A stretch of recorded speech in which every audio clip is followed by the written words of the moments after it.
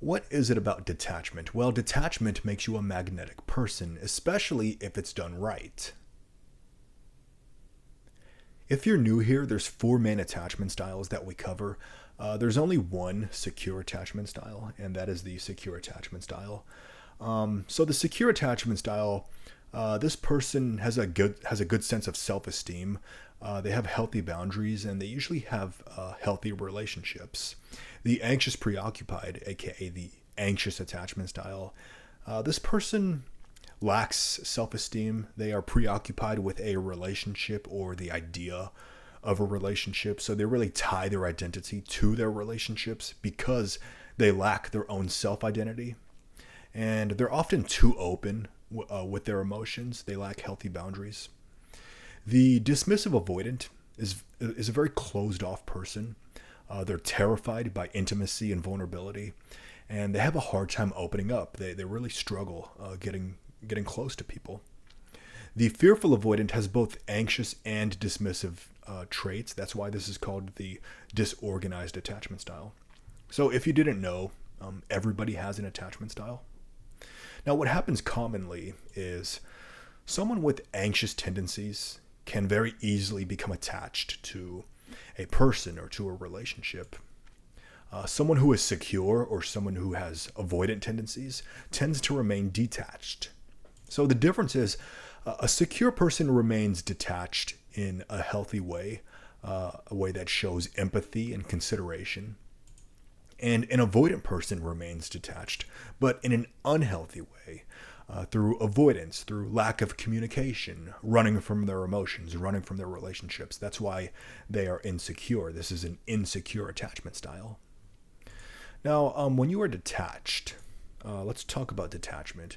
When you are detached from an outcome, from a person or a relationship, there is a certain feeling that you have where you are just so confident in your ability to get through life, knowing that no matter who walks out on you, no matter how messy your relationships get, you have this bedrock of self-esteem within that no one can ever take from you, not a partner, a boss, or a parent. And that self-esteem keeps you emotionally anchored in life. And you still feel pain. Like, okay, you still feel loss, anxiety, you still feel lonely at times. You're human.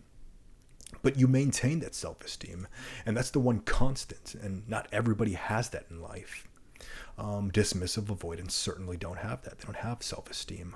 Even though they are detached, they lack self-esteem. That is why they are insecure. It's an insecure attachment style. Avoidants detach as a defense mechanism, whereas secure people detach in order to maintain healthy relationships. And they can do that because they have solid self-esteem. But people who are detached for whatever reason, whether they are secure, whether they are avoidant, because they are detached, they do give off this effect of appearing more desirable. So I want to read a passage from Robert Greene's 48 Laws of Power. This is Law 20. Do not commit to anyone. So let's read this together. Okay.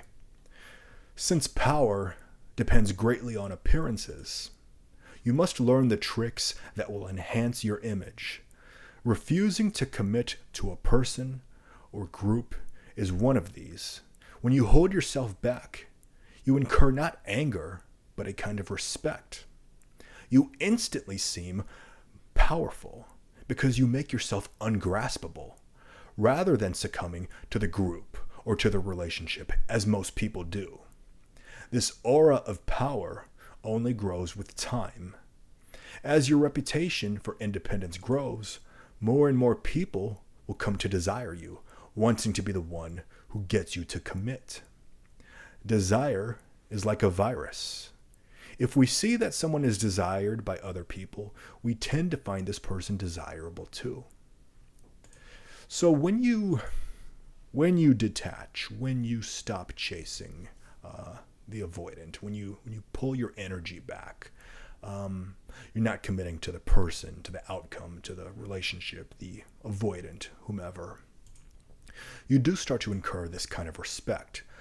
you're regaining your independence, and naturally you will appear more desirable. And when you're in this state, you're okay with any outcome in the state. So just because you're detached, it doesn't mean that 100% of the time an avoidant is going to miss you, or an ex is going to come back, or whatever. It's going to be different for every relationship, of course. But not only does being detached incur respect and incur desirability, but when you're detached, okay, it doesn't matter at that point whether an avoidant misses you, whether an ex comes back, because you're no longer dependent on that outcome. You're no longer dependent on the person or the relationship. That is the beauty of detachment. You have that sense of independence. You're not worried about if an avoidant comes back, or if an ex starts to miss you, or whatever. But naturally, that does tend to happen because you give off that effect of appearing more desirable. Now, the thing about detachment is there is another side to detachment where it can be taken too far. And this is particularly true with the dismissive avoidant. They kind of take detachment too far. So as I said before, secure people detach in order to maintain healthy relationships, where avoidants detach to run from their relationships, to run from their emotions out of fear. So that is why that's why avoidants, even though they are detached, they don't do well in relationships. So I want to read the reversal to this law. Here's another passage. So let's read this together. So both parts of this law will turn against you if you take it too far. The game proposed here is delicate and difficult. If you keep your growing number of suitors waiting too long, you will inspire not desire, but distrust. People will start to lose interest. Eventually, you may find it worthwhile to commit to one side, if only for appearance's sake, to prove you are capable of attachment. Even then, however, the key will be to maintain your inner independence, preserve the unspoken option of being able to leave at any moment and reclaim your freedom if the side you are allied with starts to collapse. In this case, the relationship, if the relationship starts to collapse. So the point of detachment is not to run from your relationships, run from your emotions out of fear. No, not at all. That's what avoidants do, okay? The point of detachment is not to keep people waiting around forever, because they will lose interest. And again, avoidants tend to do this. This is why, even though avoidants are detached, they tend to be very lonely and be unfulfilled in their relationships. No, the point of detachment is, as this law says, is to maintain your inner independence while being able to leave at any moment. And that is what a secure person is able to do. They can maintain their independence because they are detached, while still finding fulfillment in healthy relationships, because they have a strong sense of self-esteem within. And this is what makes detachment so magnetic. It makes you a magnetic person when it's done right. When you have developed that secure attachment style, you have a strong sense of self-esteem. You are then detached, and you become naturally a magnetic person, and you can end up having very healthy relationships. So I hope this video was helpful. I hope I brought some good into your life today. If so, please like and subscribe, and please share your thoughts and your stories in the comments. Let's get the discussion going. If you have any questions, please share them. And if you think this video might help somebody, please share it with them. And until next time, you take care, and I'll see you in the next video.